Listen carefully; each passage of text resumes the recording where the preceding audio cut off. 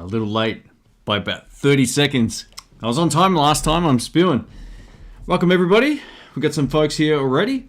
Feel free to say hello, let us know where you're from. We're just taking questions, talking guitars, gear, a little bit about what's coming up on the channel, all that kind of good stuff. So feel free to let us know if you can hear me for starters, if the audio is working, and if the video is all good. We should be in business. Probably go for about an hour tonight. I might just check my feed and make sure we are live. Okay.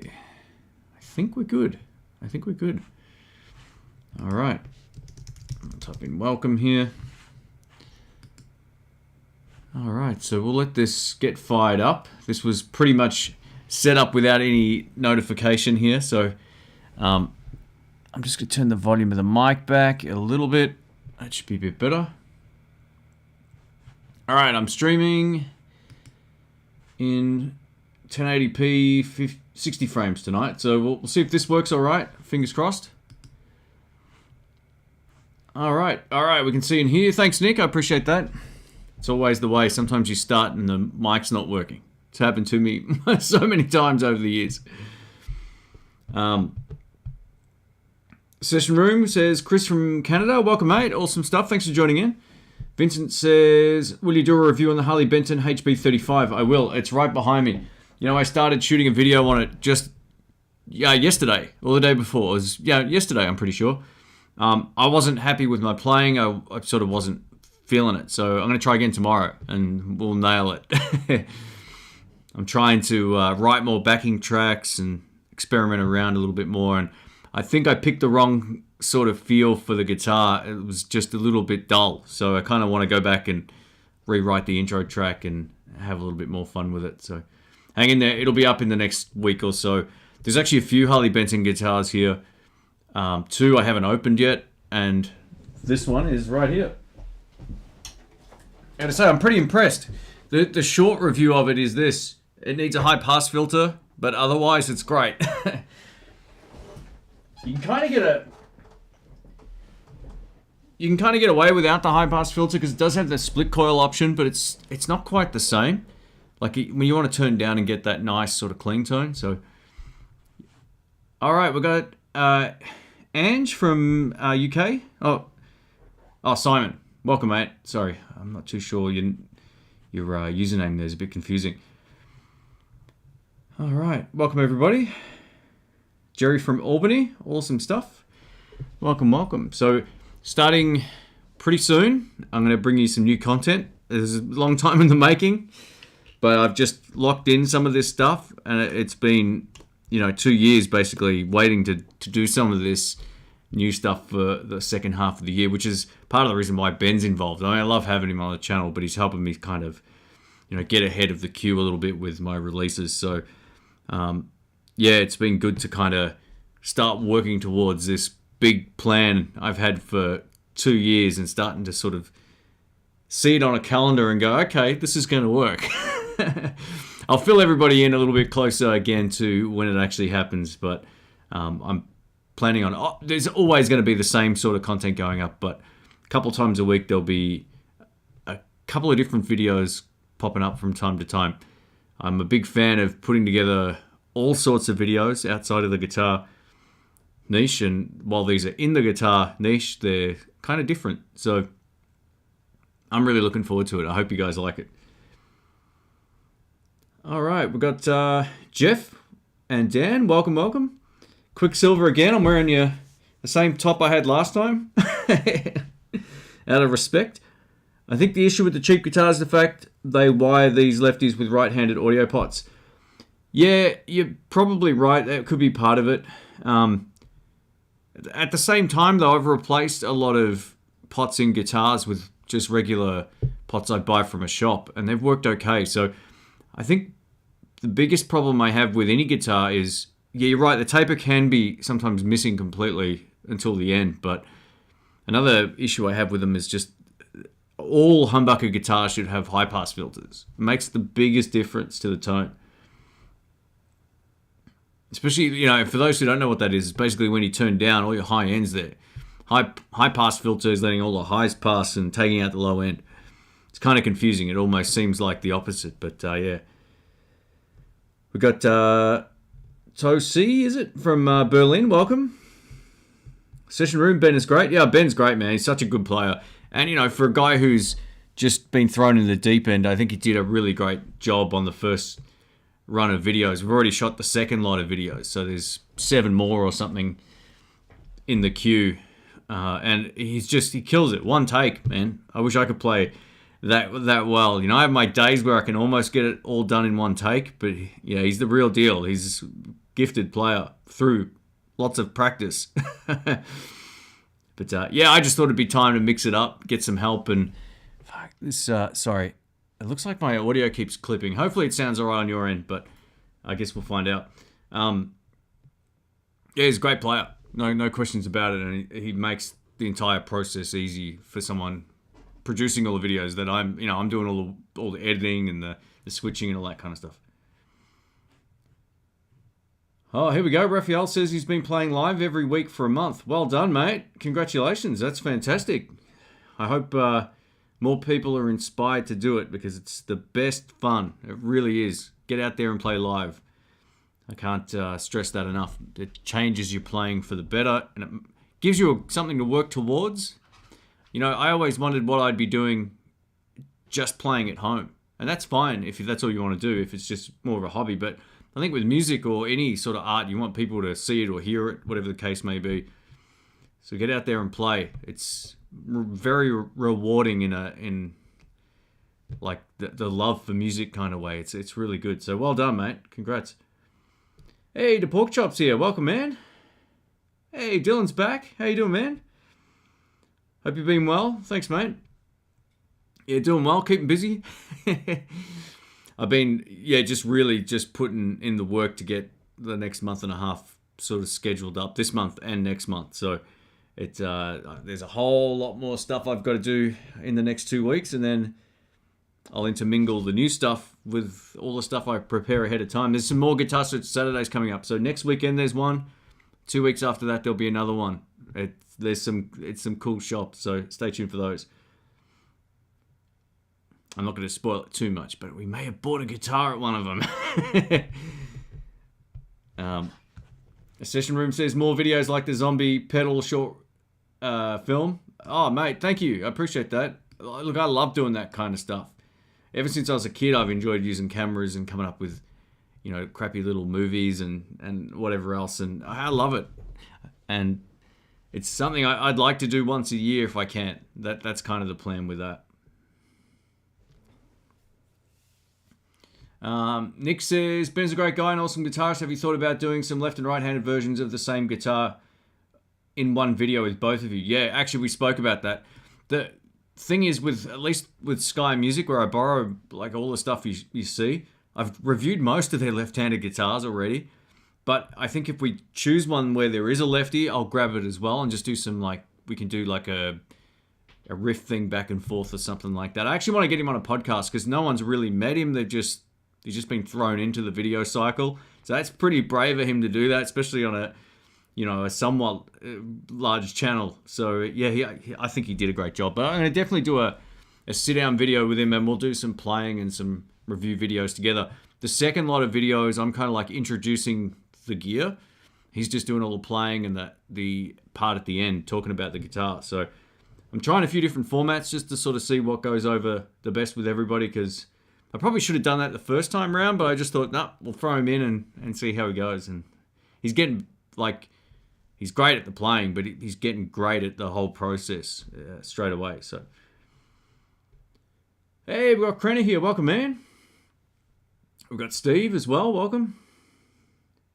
Paul Lee, how you doing, man? He says, what's your thoughts on Hughes and Kettner Tubemeister 40 Deluxe versus Mesa Boogie Mark V?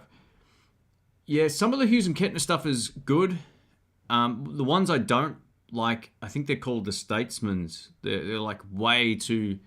They're big. They've got a lot of top end too. I don't really like those. But the Tubemeister is probably the best amp of the bunch that I've played. I don't know if I've played the Boogie Mark V before. My favorite boogies are the California Tweed, which is kind of like a Fender, so that's kind of cheating. It's kind of better, actually. But the Studio 22 is a really good one as well. I always say, like, have a good listen and try to work out which sound kind of speaks to you the most. You know, I think the Tubemeister might be arguably the more versatile one because it's got like XLR outputs, and I think it's got a power attenuator built into it as well. Yeah, but each of them are going to be fairly versatile. One thing I didn't love about the Tubemeister when I reviewed one of them here at the house, it wasn't a combo, it was a head and box version.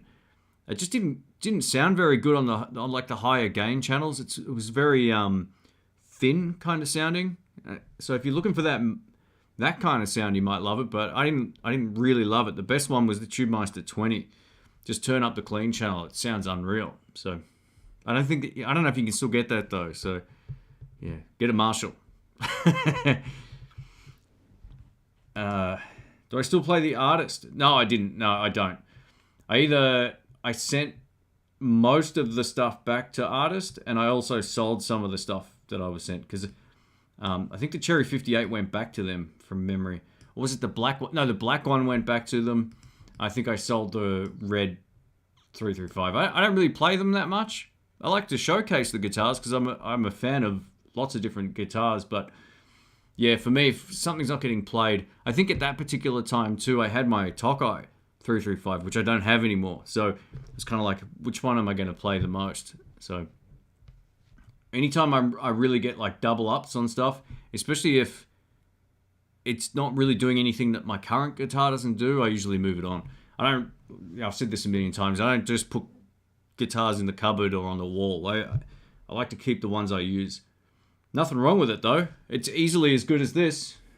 And I would almost like to do a comparison at some point. I'll see if I can borrow another artist one.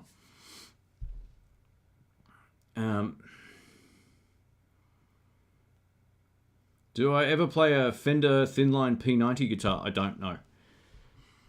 No, it's not something that I don't think I've ever seen one in a left-handed. The only sort of P90-ish one of those, what are they called? The Jazzmasters? I don't like those whatsoever. They're like one of the least playable guitars in my experience. They're not good for anyone who likes to bend strings. If you're a blues player, stay away from them. There's something really weird about the saddles on those guitars and the way the string fits in. Yeah, not a huge fan. I say Jag or Jazzmaster? Oh, Jazzmaster.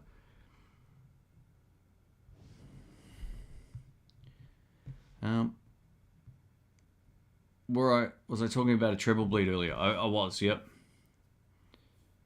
All right. Hey, we got Scott Reynolds is here. Welcome, mate. Hope you're doing well. Gatan, is it? From Quebec. Welcome, mate. Would I have a recommendation for a tuner to set up intonation for a blind person? Thanks in advance. Well, that's interesting. The only one I can think that doesn't require any visual aid would be, well, once it's set up, is, I've actually got one somewhere here, is one of these, which you probably, if you're blind, you probably can't see it, but it's called a Roadie 3. It's an automatic tuner. So you put it on, you set the string type that you want to, say you've got an electric guitar and it's regular tuning, you can set it to that, or you can set it to flat tuning or whatever. Put it on, turn it on, kind of winds up to a point, stops and beeps, and then you go on to the next string. That's probably the only one I can think of off the top of my head. It also vibrates as well, so you kind of get a little bit of feedback from it, sort of like an Xbox controller or something like that. With the exception of this, I can't think of any others. So I did a review of this as well. It was almost right when I got it. I did misdetect a couple of strings from time to time. It doesn't work on bass very well either. But just about everything else, it's been good. And that's why I keep it. It sits in the drawer here.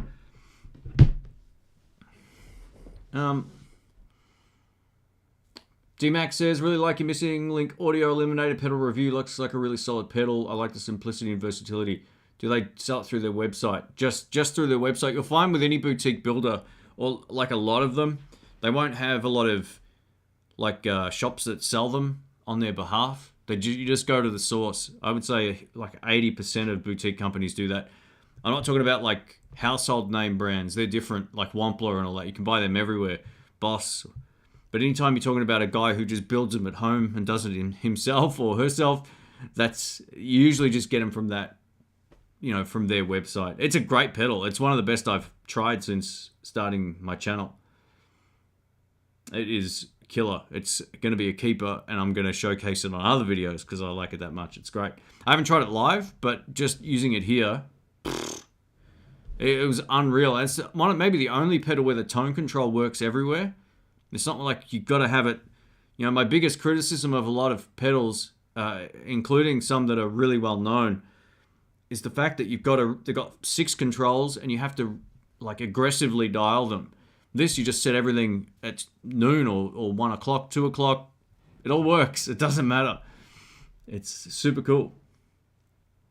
I've got another pedal video coming up that is aimed to sort of give you a sound of another classic guitarist. So if you like the Missing Link audio pedal video, you'll probably like this next one. It's from another company. How's the Joyo California sound holding up? I don't have that anymore. I think I sold that like 4 years ago, maybe 5 years ago. Do you think having a nice camera helps the channel? My last couple of videos are both bombing hard, and in one I did lots of cool video tricks and the other one has terrible video, both failing. YouTube's weird, man. It is really weird. I got a few channels, and it is all about the content, but it's also depending on what it is you're doing. It has to be up to a standard, and it comes down to the person delivering the information or whatever the case is, more than it does almost anything else. So if you can speak to I haven't checked your channel. I'll have a good look, but there's no real quick answer. Like usually pedal videos are my worst performing ones, yet the one that I released yesterday has done better than my last 10 videos in the same time period. It makes no sense. So yeah, sometimes you just get lucky with videos. And I always think, well, what can I put in this video that I would want to look at? And just in terms of its structure, and you've got to kind of make it unique to yourself. So I would almost say for guitar channels, the camera is far less important than good quality audio and good information. That's my tip. Or if it's fun. If a video is going to go for 45 minutes, I'm not going to sit there and watch it. So those are the sort of videos where the channels they're wasting their time pretty much. So you got to kind of cram it into a format that works, and you always think to yourself, like, what do I want to convey with this? If it's a review, it's easy. It's like, well, let's just showcase what it does. But keep it concise. I've always tried to keep the focus more on the thing than on me in my videos. I don't just waffle on about stuff for 30 minutes. It's like, let's get to the point. I don't want to waste your time. So that's how I always feel about it.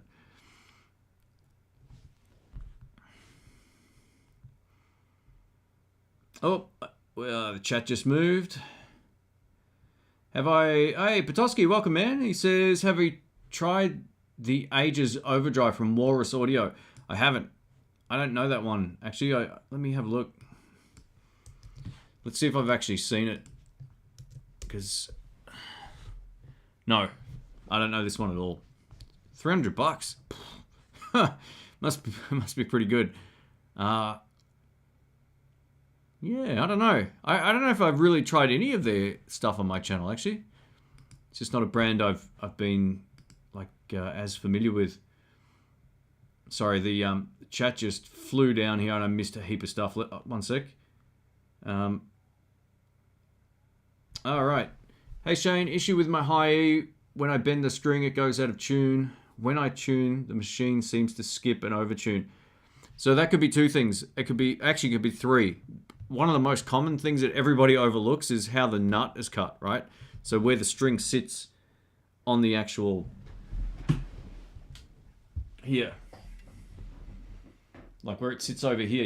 I don't know if you can see. It's probably a bit hard because I haven't got autofocus on, but I've put some pencil in there, right? Like some graphite pencil to help it sort of have less problems. It's a good little trick for getting the nut to be a bit more cohesive with the string.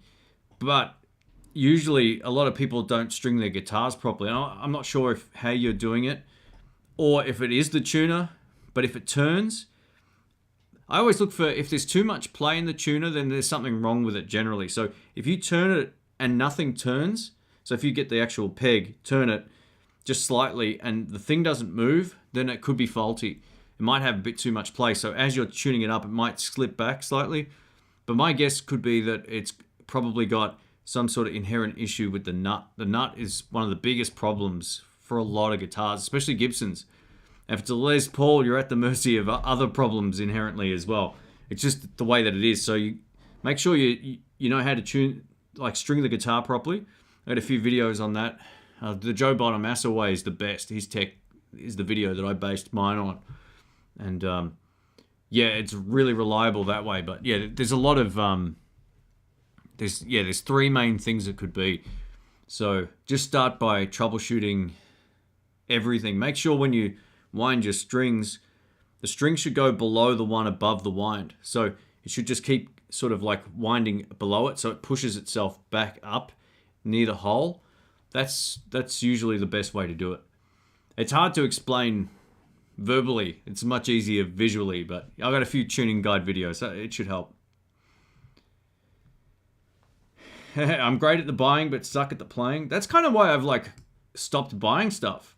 It's pretty much it. Like, I know I get to borrow a lot of gear, but there's been very few times now where I'm like, I just think to myself, I could put this sort of time looking into gear more into my own playing and it would improve. It's so obvious, right? But yeah, the gear stuff is fun and it's great finding like something that's different, or it may give you the edge, you know, if you play live or whatever the case may be. So I love playing and tinkering with this stuff, but the last thing I need anymore is to think, oh, I need a new, at least now, especially after that Supersonic died, you know, oh, I need new stuff to make me play better. No, I need to sit down and practice.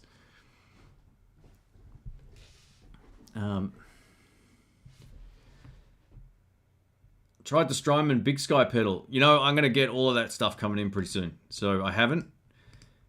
I think, let me just check this one, because I have played Rick's pedal board, and one of them might be on his. Oh, I know this pedal, but no, I haven't. I've tried the Blue Sky, not the Big Sky, but I can get all of this stuff on loan. So yeah, when I probably in July, I'm going to start like doing one of these pedals a week, and I'll just get through all of them. There's a big list of stuff I want to actually add to the channel, and the Strymon stuff is right up there. They might be a little bit faster, the videos, like, you know, without all the multi-camera stuff, but much like the Boss revisiting videos I did, I think I'm just going to sort of just make them short and sharp and to the point. But yeah, I'm looking forward to checking them out. Hey, we got Dennis. Welcome, mate, if I didn't say hi before. Which Missing Link audio pedals or pickups would you recommend for Dwayne Digitone if you could only afford to buy one? I mean, I haven't tried all of his pickups. I've got the Peacock Humbucker set in my PRS, and they don't sound like PAF pickups. They've got a very different sound. They're very like, they've got more like a high mids kind of thing going on. It almost sounds like you got a Klon on to some extent, if that makes sense, giving you like a different sort of high end or that upper mid frequency sound. I think it just comes down to, I would say the pedal will probably give you a better approximation of the amp tone, because humbuckers are pretty close. Even though they do sound different, I'd probably just say go for a good pedal. And man, they're all good. So far, so good. And if they weren't, I'd let you know. But what's the one that I've been using lately? We used it on a... check out the Peacock Overdrive. Those ones are pretty cool. I put a picture of one up, a video, I should say, of one up with a picture of Dwayne Allman on there with me as well. It's just like a black and white thumbnail.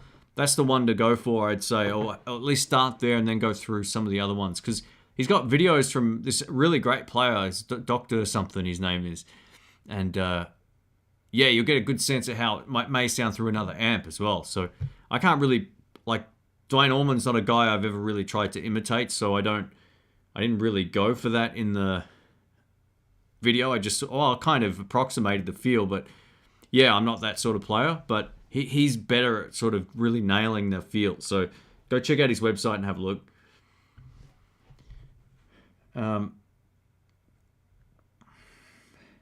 Did you play the Prophecy Flying V? What did I think of it? So there's no Lefty, but we did play them in the context of a jam mix at the Keys to the Guitar Shop series. So Dr. Rick played the V, the Explorer, and what else is there? He played another one as well. But they're great. They're really nice. They got like this really nice satin finish neck. The Fishman pickups were better than we both thought they would be. We thought they were just going to be like really hot AMGs, but they're a bit better than that because you can get like your classic PAF sound out of it, or even get like a coil split kind of sound. So they're pretty cool, man. Build quality wise was awesome. I don't know what happened to them, if they've been discontinued, but I haven't seen them in a while either. So if you do spot one, it might be a good time to sort of check it out. But yeah, I mean, I picked it up, I photographed it. You know, I always like to do that anytime we do those sessions, sort of get a sense of what the guitar's like, and they're really, really nice. Oh, we got a new Gibson, have we? Let's have a look. What's my thoughts on the new Gibson Theodore? Just how out of the loop I am. I haven't even heard of it. It looks kind of... Ooh, it's expensive. Holy crap. My first impression of it is, why would I pay 10 grand? I got to be honest. I'd probably rather buy a PRS for that kind of price. Yeah, unless I'm missing something here, but it's got the two little... It's like an SG kind of, but not as nice. I like the headstock, but I don't love how the headstock looks on that body. For those who haven't seen it, you can go find it pretty easy, I'm tipping. Yeah, first impressions, I'm not in love with the look of it, to be honest. All right, let's... might leave that white screen there, because it's kind of like lighting my face up. Let me scroll down.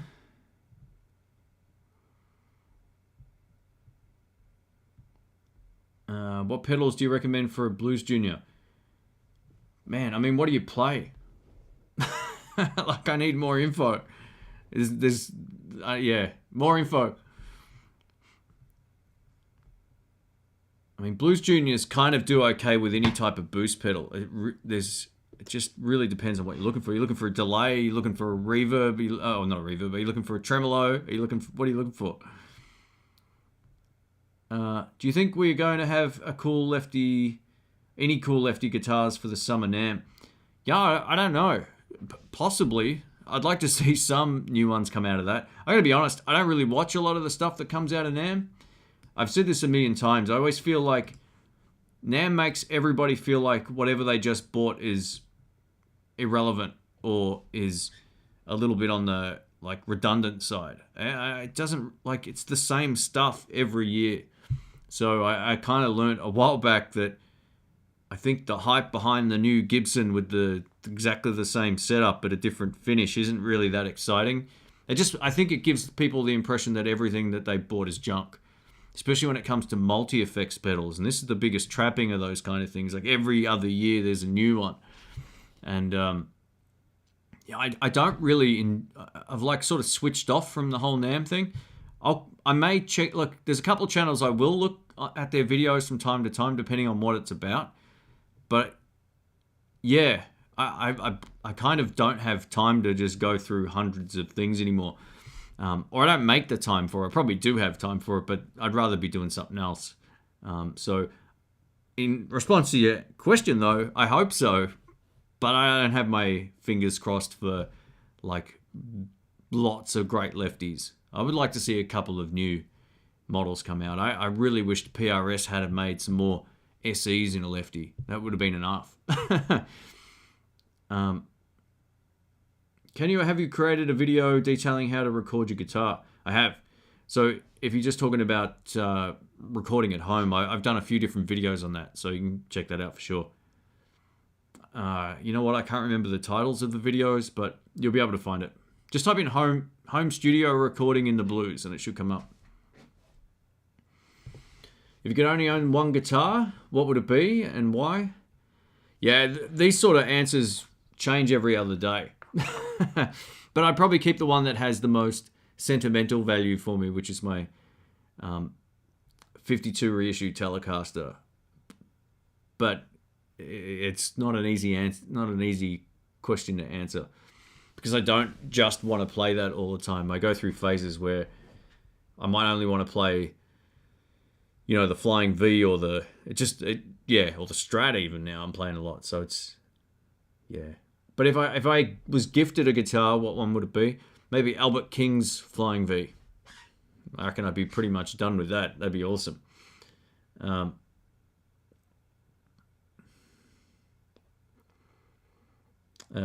What's up, Doc says, Vox just picked up a PRS. Hang on, what? Maybe Vox isn't supposed to be in there. I just picked up a PRS S2 Standard Saturn 24. Very cool. I've been on the same journey myself. Couldn't be happier. PRS SE guitars are awesome. And the S2s are the next level kind of up from them, I'm pretty sure. So very nice, man. Did you do a test using the Super Delta King? I have not. I used the Royal Reverb and the Rhythm Master. I think they were the two. And they were both great. Actually, Ben has, I should say, a Super amp. I think he said he sold it. But, those amps are pretty cool. If that's the small little valve one, I listened to some videos on it and it sounded really nasty to my ear on the top end. It was really fizzy. I might have it mistaken though, but I remember a few channels all released videos at the same time and it all sounded bad once they turned them up. Like really like a splatty top end. I know it's a weird word, but it sounded splattered and fizzy and awful, like the teeth shattering kind of frequency. And in that sort of case, I would not be interested. Let's just see if that is that amp, because I'm probably ranting about another amp. Let's have a look. I'm pretty sure that's the amp. Yeah, 18. Yeah, I'm not a big fan. I'd rather buy the Bugera.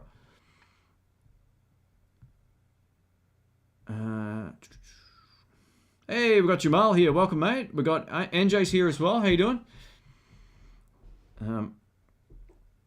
Robert says, Hi Shane, I'm looking for a combo that has a wide range of sounds. Marshall, Revstar, or Rev, is it? I don't know what you mean by that, but the Marshalls are great. I mean, look, if you want lots of sounds, then you're really limited to like Marshall, Boogie, what else? Some Fender amps, you could get like a Fender Bass Breaker 30, which is a killer combo. A mate of mine just bought one recently. It's really, really good.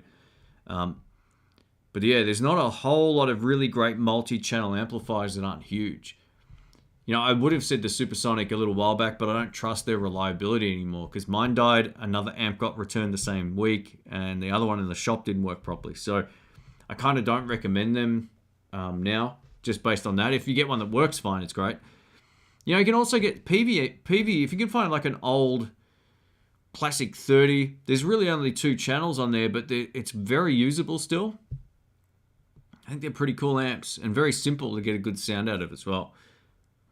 But yeah, if you're leaning towards... The problem I have with Boogie, I hear them all the time in the context of a live mix, and I don't love what I hear. They're sometimes... Not all of them. There's the old ones like the Studio 22 and the slightly bigger one than that. There's a 50-watt one that's really good, but I find they're very... they get lost in the mix very easily. They got a lot of bass, a lot of treble, and not a lot of like the good stuff. It could also be a big part and parcel for the cabinet and the speaker select type. And then others really just sound fantastic. So, yeah, I don't know. I think the Marshalls would be better value for money. Mine's been really reliable too. I've played with it live like probably 100 times.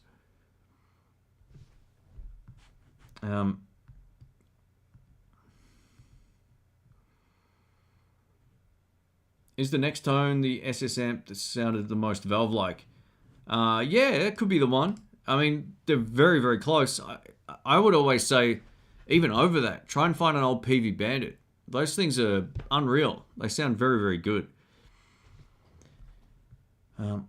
Just because, you know, some of these amps are newer, it doesn't really matter. It doesn't really mean they sound better. Like, they might have effects in there, and if that's what you're looking for, then fair enough. But a lot of people don't. They're not concerned about that. They just want an amp that sounds great. So the two best solid state amps were the Tech 21. Oh, actually, there's three. The Tech 21 make really good stuff. The PV, the Bandit is really hard to beat, especially the ones with the red stripe, and the Fender. What was it called? There was a Fender that I reviewed ages ago. It was unreal. I think I called it the video something like sounds better than the PV Bandit. I actually used it live and it was fantastic. So I can't remember what it was called. Someone can remind me, I'm sure.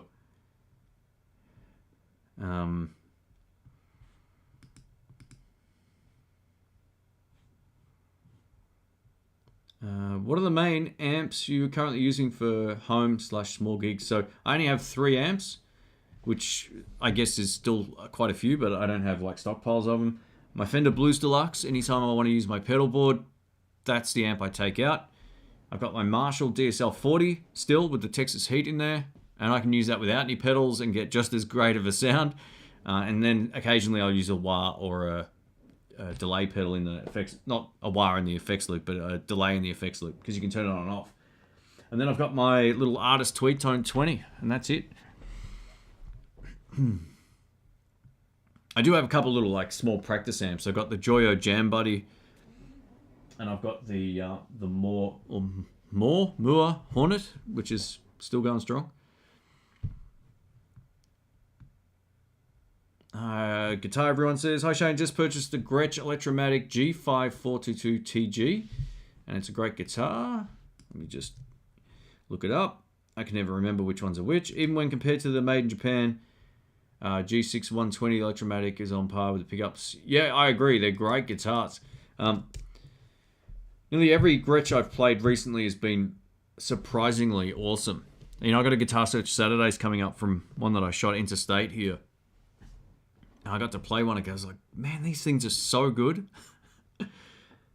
I reckon I'll get one pretty soon. That might be the one guitar.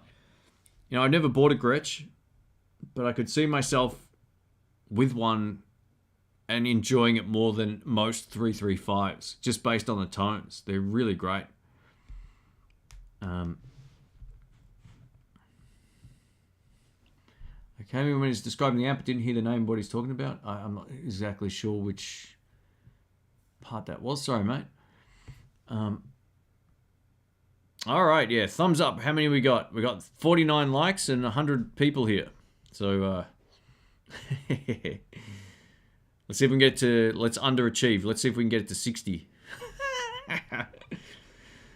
Nah, it's all good. Appreciate everybody hanging out.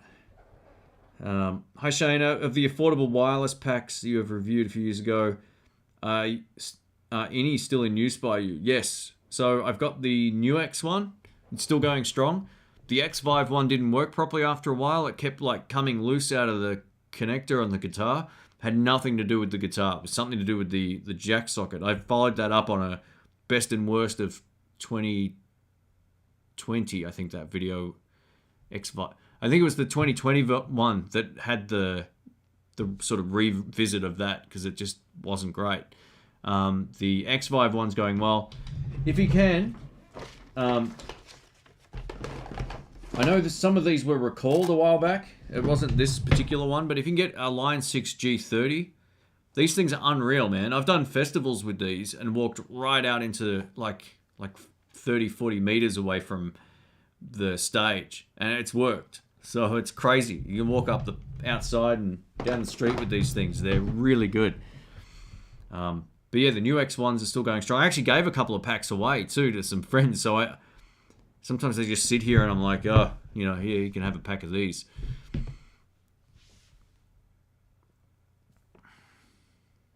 Would you consider a Blues DeVille a great alternative for getting a basement? Yes, I actually like them far more than a basement. Bassmans can sound great if you can turn them up and without killing everybody, but no one I know does gigs with a basement. The Blues DeVille is an awesome amplifier. They're loud, but they've got a niceness about them that the Bassmans just don't have. I would much prefer that. It's funny because this may be about a year or so ago. The last one of those that were new were in was at Sky Music, and I played it and I loved it. The next day I went back with Rick because I was like thinking about it. A guy walked out with it. I was like, ah. Those things I like them. They got reverb. You get 2 channels. They're, I think, probably about the same weight, but I much prefer 2 12s as well.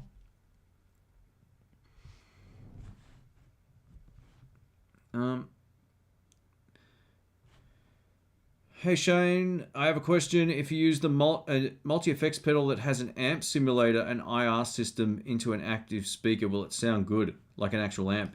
So it'll give you the closest representation of an amp, yes. But will it respond the same way? It won't, right? But it'll give you the sound. And if that's all you want to do and just practice, that's a great way of doing it. That's kind of like, look at it like this.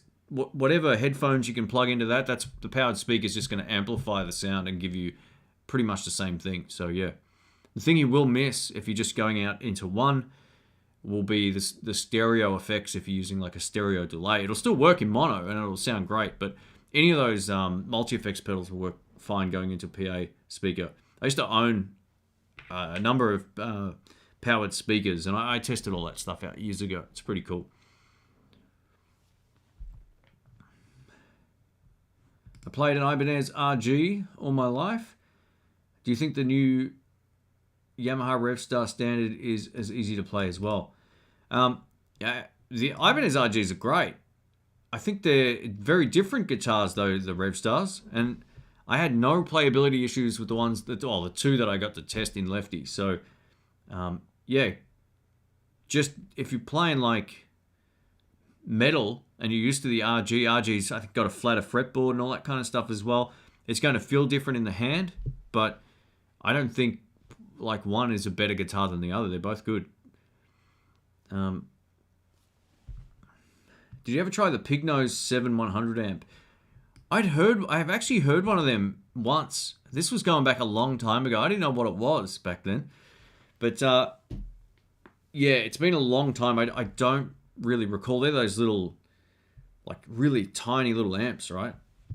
Let's have a look. It's been a long time since my memory of them is they're like, they're like a little wooden kind of thing. Let's have a look. Yeah, they are those little brown things. Yeah, they sound pretty great considering. Yeah, I haven't seen these things for a long time though. They're worth looking up if you don't know them. Check out Pignose amps. Just type it into Google and then hit images.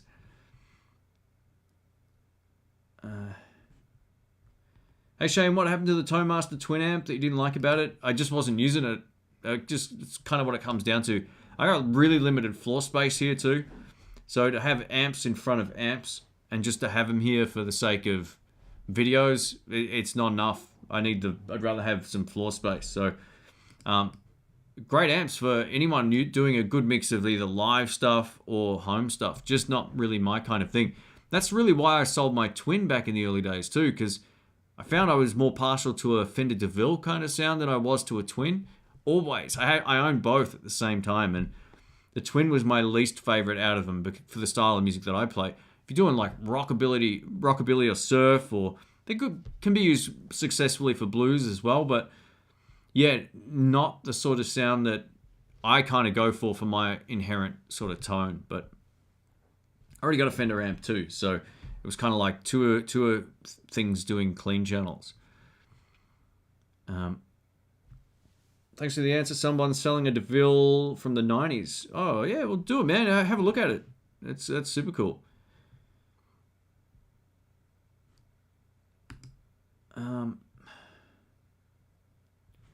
Digitech RP360 XP. They're those like all-in-one little effects things, right? I think Dr. Rick's got one of them.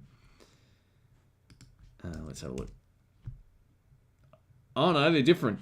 Okay, cool. Yeah, I think Dr. Rick's got like the cheapest multi-effects thing from Digitech. I mean, he might still have it. We did a video about it a long time ago, and it just sort of faded into oblivion. But yeah, oh, those things will be fine. I mean, look, it's all you really need. Ever played a Smoky amp? Another great mini. I don't know what that is. I'm on the fence between a Yamaha Revstar and the Reverend Jetstream 390. I think the next right-handed guitar video coming up is the Jetstream 390. It's pretty cool. Look, yeah, it's just sort of like a personal choice thing. I mean, one, you're going to be getting P90s in one. Oh, I guess you could get P90s in the Yamaha Revstar, but I haven't actually tried that one. Can you play them both and make a decision? Like, I'm not going to tell you one's better than the other because it's not the case. They're just so different from each other. I would say if you're more familiar with a Strat, go for the Reverend. If you're more familiar with like a Gibson, maybe go for the Yamaha. And I know that's kind of like a bit of a safe answer, but it's true. Like if you've been playing Gibsons forever, then you might be more comfortable on the Yamaha. They're both great. I mean, I wish I could get one of those in a Lefty, the Jetstreams. I really like them. But they got 3 pickups as well, and that might not be for everybody either. But I like the sounds I heard from it as well. It's good because there's going to be more Reverend guitars coming up, or some, finally. I don't think I've reviewed Reverend since I was at Jerry's back in, like, maybe the first trip. So those videos are terrible, man. Hey, we got R. Kessel from Pahrump, Nevada, home of the great Art Bell. That's very cool. Hopefully you know who that is. I'm sure you do. Man, I used to love listening to that guy. Am I coming to San Fran anytime soon? Not really, no. Yeah, I've been to San Fran a lot over the years. I don't know if I'll be there. I do have this big trip planned for very soon. But that's not on this list this time. So, yeah, maybe the next trip after at some point in the future. But yeah, as of right now, not really. I've probably been to San Fran like 6 times, which doesn't sound like much, I guess, to some people. But from where I live, it's you know, that I consider that pretty cool. So I love San Francisco, but my next trip will be mostly in a different area. I spoke a little bit about it at the start of the live stream, but there's going to be some fun stuff coming up for the second half of the year. I can't wait. Fingers crossed it all goes to plan. I still use my Hot Rod Deluxe and Blues Junior amps I bought back in the 90s. That's great. Keep them. Nothing wrong with those. Yeah, I think the only thing that's really improved is the drive channel on the Hot Rod Deluxe over the years. It's one of those things that's actually gotten better. But I don't know if the quality control has gotten better. And it's just the sad reality of it. I don't trust Fender amps in the same way I used to anymore. And this can happen from time to time. There's certain runs or batches of stuff that's faulty from any company. But yeah, I'm after dodging the bullet or hitting Control Z on the keyboard and getting rid of that Supersonic 22. I don't want another Fender amp now. I'm kind of like, if I buy one, I'll buy a used one that I know has stood the test of time. I love Fender stuff too. It's like, yeah, it's a real shame. All right, we're going to go for about another 10 minutes here so I can timestamp some of this. And I'm going to get up relatively early tomorrow too, and it's nearly midnight here. Greetings, Mr. D says, hello Shane, greetings from Canada. Man, I can't find the Bigera 5 anywhere since 6 months. Any similar suggestions? Have you tried the Supro Delta King 1-watt amps? I haven't tried the Supro Delta King. What's another one you could probably get? I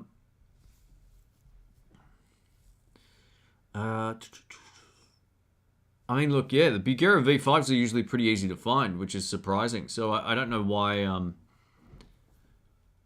why they're so hard to find. Have you just tried like Amazon.ca?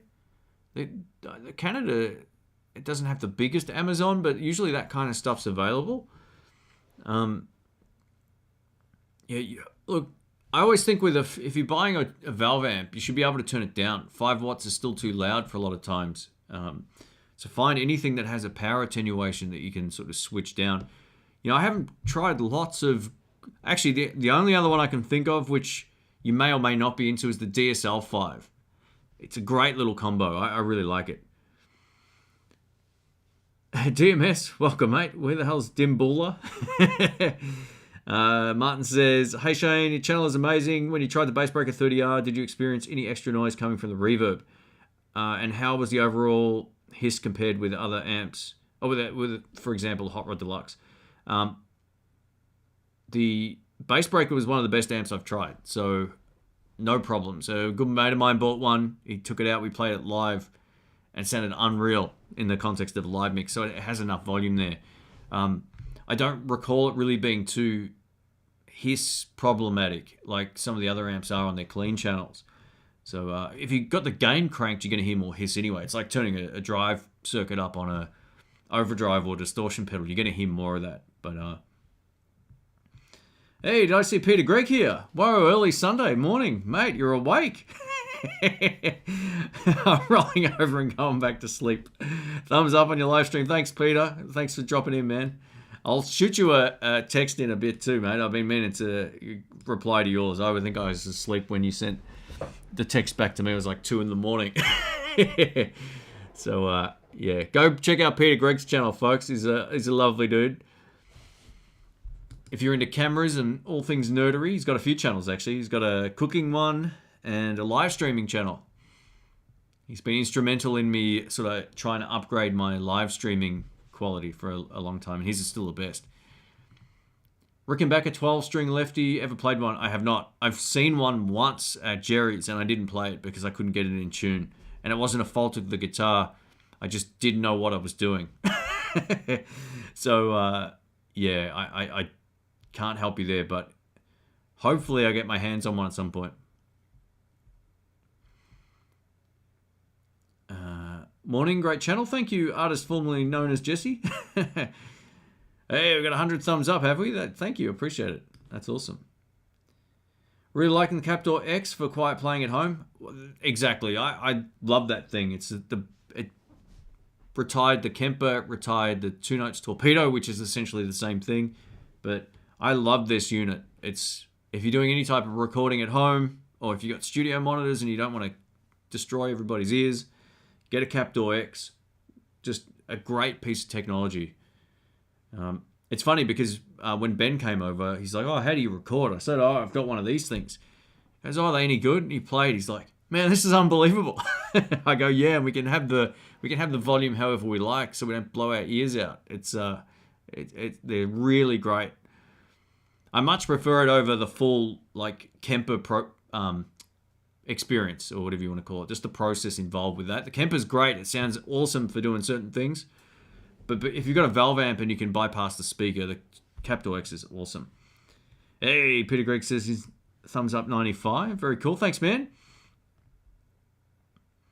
My Bassbreaker 15 is unreal. I love it very much. Actually, the 15s are awesome. I would say they're my two favorite. The 30R and the 15 are both fantastic.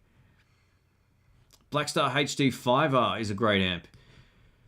Yeah, I need to try one of those. I've seen them around now, and I'm like, oh, I should really give that one a shot.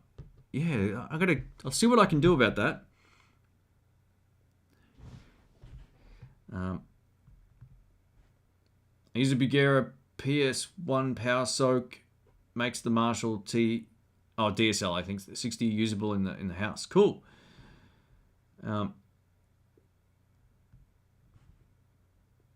Going to be glad if you do a review about a Vox guitar. I can do that.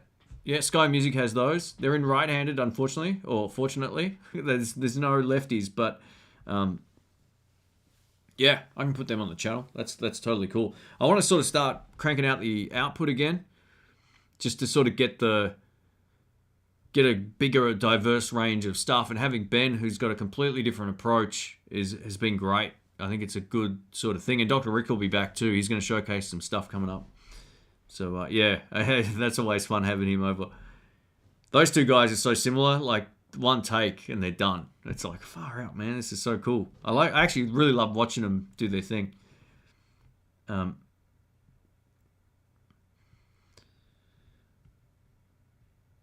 Bugera V5 is also unavailable at Amazon. Check on you've probably already done all this, but check all the used buy, swap, and sell places. Usually stuff like that pops up. But yeah, they're pretty good. The only other sort of great little amp would be some of those like Joyo Bant amplifiers. They are 20 watts, but you can kind of still get a good sound out of them by turning them down. I think there's a master volume on them as well, so you can kind of, make them work, or you can just get like a really small cabinet instead of getting like a massive one, or you can run it through a massive cabinet as well. Anyone play a Fender Vibra King from the 90s? I haven't played one from the 90s, but I have played one. They're loud and great. Bigfoot in Germany, welcome, mate. If I didn't say hi before, sorry. It's funny seeing how many names I remember from a long time now. This is great. Thanks for all the support over the years, everybody. Channel's getting old, getting long in the tooth, but always trying to reinvent it. That's the plan. Traynors can be... Oh, the chat just moved. Where was that comment? Trainers can be great. Usually need some work when I've come across them. Agreed. My first pro amp was a Yorkville YCV40, and it was really good. It probably wasn't like the best sounding amp I ever had, but it was till this day, the best 2-channel amp I ever had. It had a good clean channel and a really usable drive channel. And if you're playing a 335 or anything with humbuckers, that drive channel rocks. It's got the right amount of low end, like they've removed a little bit of the low end, so it just sounds really clear.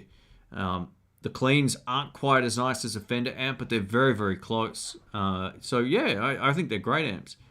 Hey, thank you, Rob. I appreciate that, mate. Far out. If you have a question, it's right below it. I'll take that for you, mate. Thank you. Have I tried any Revolta guitars? As long as that's not revolting, we're good. You know what? I don't think I have, mate. Let me just have a quick look at this. Let me just check something real quick. I have a feeling... Oh, no. Yeah, I haven't, mate. I don't know much about these other than they actually look pretty cool. They kind of remind me of a couple of different guitars. They've got one that looks... Next time we do this live stream, I'm going to share this with everybody because it's a lot easier rather than me just talking about what I'm looking at here. But they look like another guitar. They look a little bit like... Oh, man, it's killing me. I can see a few different guitars in their influence, from Supro to Mosrite to all kinds of different stuff, like Gibson even, some of them. But yeah, they look good. I'm sorry, Rob, I can't help you, man. I appreciate the super chat, but if you need a refund, let me know. I don't know enough about this brand to really comment on them, but I mean, just looking at them visually, it isn't always the best thing, but they look good. I think they really look good. They look they remind me a lot of a Supro, which isn't a bad thing either. Mini humbuckers, P90s, lots of good configurations. So yeah, I'll look into them, man, and see what I can do. But yeah, as of right now, it's one brand you've caught me out. I don't know anything about them. It's very rare that I haven't seen something in person, and that's a brand that I've never come across. I apologize. Wayne from Canada, welcome. Just add in the blues me, Rob, if you have another question. Hey, we've got Alan Mitchell. Welcome, mate. If you go to New York City and Philly, we've got some cool guitar shops in between the Poconos. Poconos, maybe, is that how you say it? That's cool. Yeah, I won't be getting up there on the next trip. So the next trip is planned for the US, and it'll go pretty much all the way from Miami to Texas is the plan. There's going to be a lot of stuff going on in between there. And then we're sort of like cutting across the middle of the country, kind of. So it's going to be a big trip, but it's going to be awesome. So I'll share more about what the plan is for that once it starts.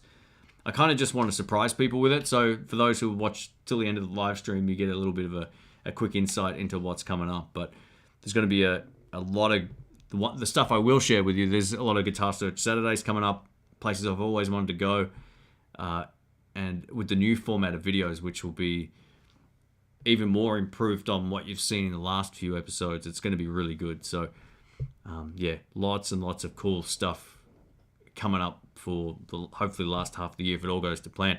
There's going to be 2 new styles of videos going up.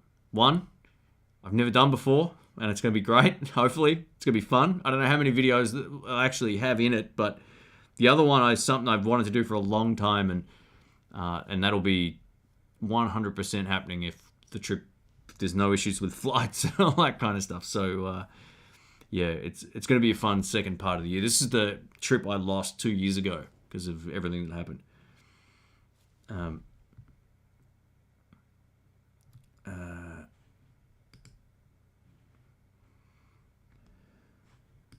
Why are you spamming, man? What are you doing?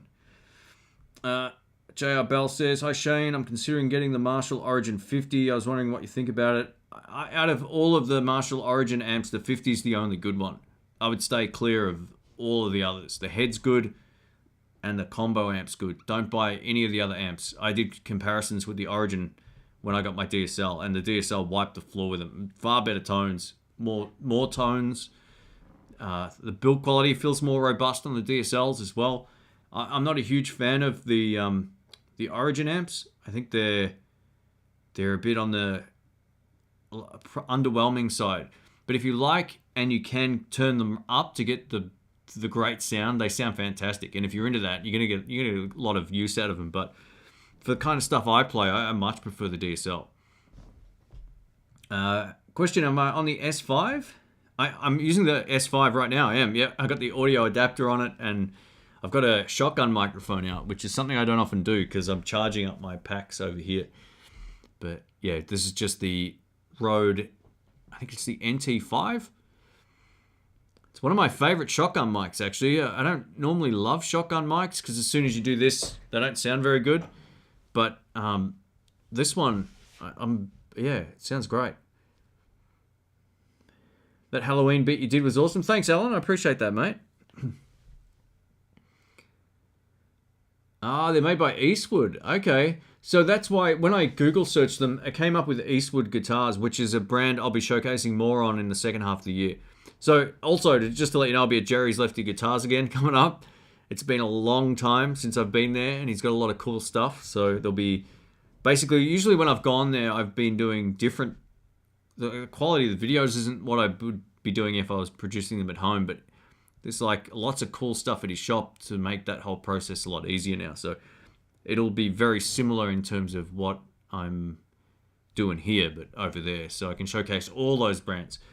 I'm going to run some polls on the channel coming up on the feed, so you can pick which ones you like the best from the different type of brands. And that's the great thing about his shop. He just doesn't do the same old stuff. He's got like stuff made specifically for him that is from, brands like Eastman and all kinds of stuff. Hey, Tone Pilot, thanks, man. However, tried blue chip picks. Last forever and great to grip. Pricey though, don't lose them. More support for the channel. Wish I could catch these live streams more often. Hey, thank you, mate. I appreciate that. Look, I haven't been doing too many live streams over the last few months. I've probably only done 2 in the last 8 weeks, something like that. And to answer your question, I haven't tried these. I've just Google searched them. The ones I use are chicken picks still from years ago. And these are great. I'm really happy with these, but is this $80 a pick? Is that correct? 80, like 80 Australian dollars? That is insane. Hang on, that can't be right. Let me check their actual website. You've got me. I've never heard of a pick that costs that amount of money. Actually, I'll take that back. I know Steve from Boston was talking about some pick that was like 50 euros. Let's have a look here. Where's the prices? I'm interested to check them out. It's funny because I'm so used to these, I really struggle when I don't have them. So I don't know if I'd end up changing them. I'm still trying to find the... Oh, so they got flat picks. Maybe that price. Actually, that price must have been for more than one. So they're $35. I think that's US or wherever the website is. Wow. Okay. Blue chip picks. Mate, I appreciate the super chat, and I don't know if I'll be buying one of these, to be honest, but yeah, you got to play what works, and sometimes you find a pick and it's just like, oh, that's the one, and that's kind of how I feel about these chicken picks. I thought these were expensive, and these are, you get 3 for $20, and they never wear out either. And thanks again, mate, I appreciate it. Would you consider in the blues, what would you consider the most underrated bluesman? Papa Chubby. Yeah. Out of the guys that are still alive, him. He runs rings around everybody, and he never makes the Crossroads Festival or anything. He'd tear that up if he did that. He's such a great player, man. Papa Chubby's like, he's got the untapped, like that flow that never runs out. He really does have it. It's amazing to watch. And he's got some of the best independence from his singing. Just a great singer, great songwriter too. But his playing is fantastic. I would say him. There's a million guys you've never heard of that will go into that conversation too. But out of the people that you can easily find, yeah, Papa Chubby. Crazy name. His actual name's Ted Herbowitz, I think. But yeah, great player.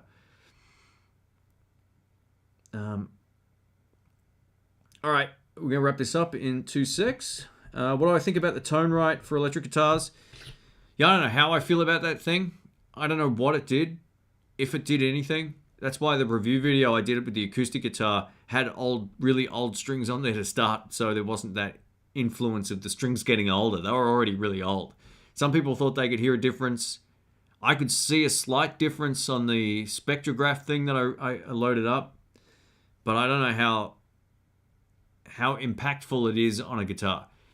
I would say if the guitar sounds good already, don't waste your money on it. If it doesn't, find one that does. That sounds good. I don't know how I really feel about that, to be honest. I wouldn't probably recommend it. I can't remember what happened to it, if I sold it to somebody or I just got rid of it. I have no recollection of what I did with that thing. But anyway, I mean, look, some people swear by it, right? So... Oh, yeah, I think one of my friends has got it in the end.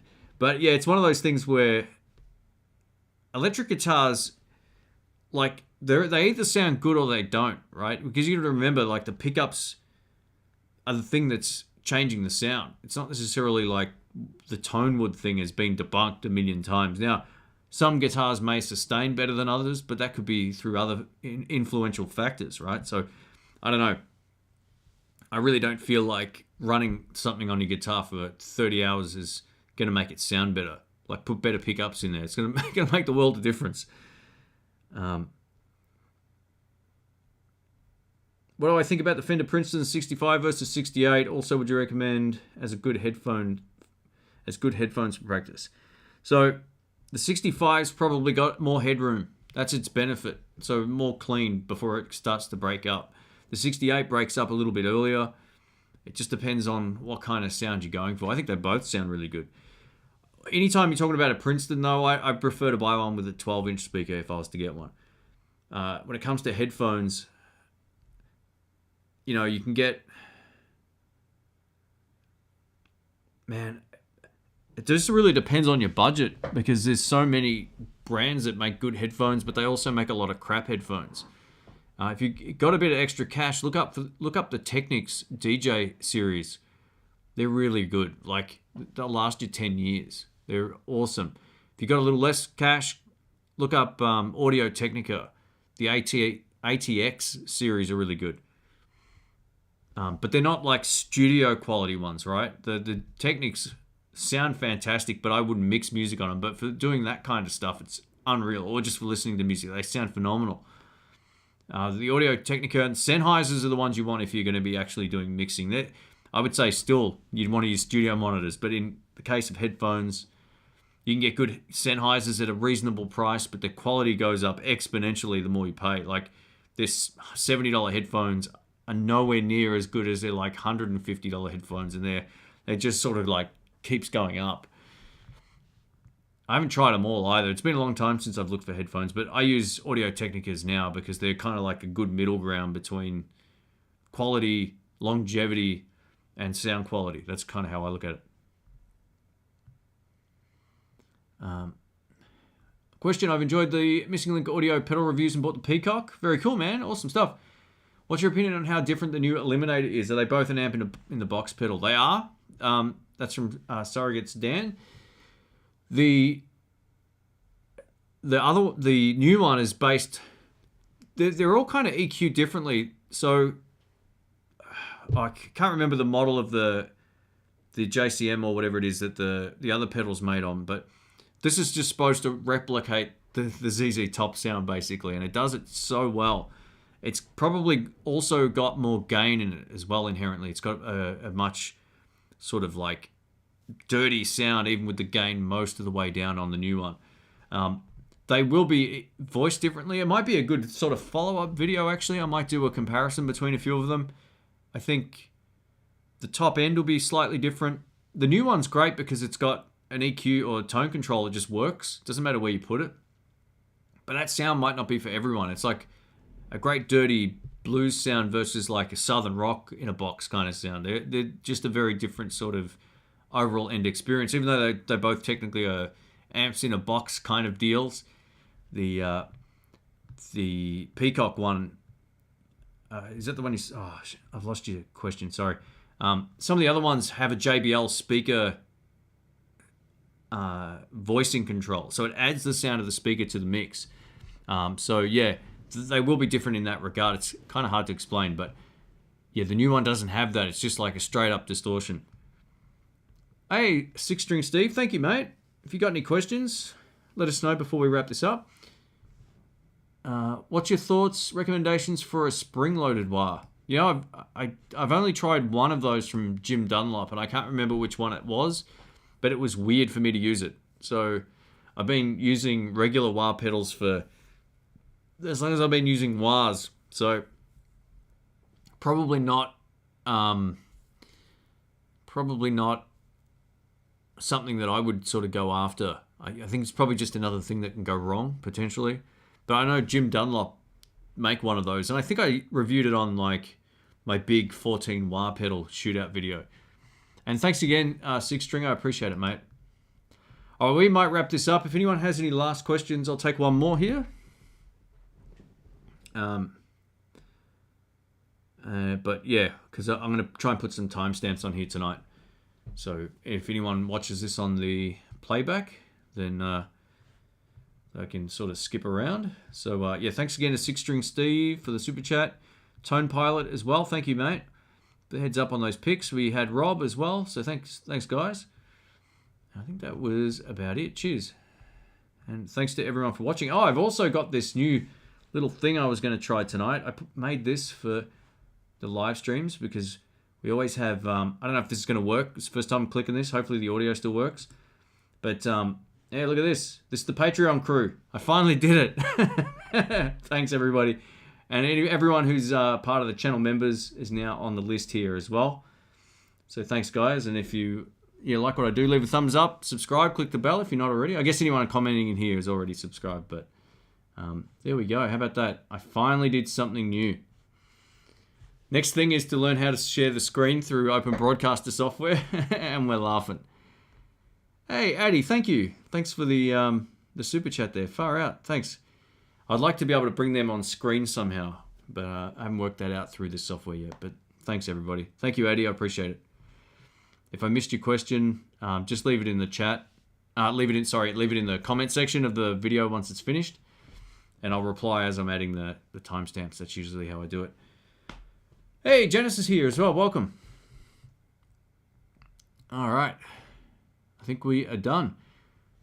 Oh, cool. Jamin says, discovered the channel because of the ZZ Top pedal. I can't believe that video actually started to take off. It's so weird, man. I've done so many great pedal videos, and that it just, YouTube is so confusing sometimes. But I think obviously there's a massive amount of fans of Gibbons, and I didn't. Yeah, it's just one of those things, something different. Maybe because I haven't been doing so many pedal videos. Maybe that's why it kind of did fairly well. But yeah. All right, guys. Thank you again. Thanks for all the support, and I have way more videos coming up. I'm gonna get back into it tomorrow and bust out some more. So there's plenty of content, and then again next month will be a mix of everything I shoot this month mixed with some new content, and I can't wait to share this stuff with you. It's been long overdue, and I think it's going to be something very different for everybody to hopefully enjoy. So thanks again for all the support, and I will catch you on the next video. Catch you soon.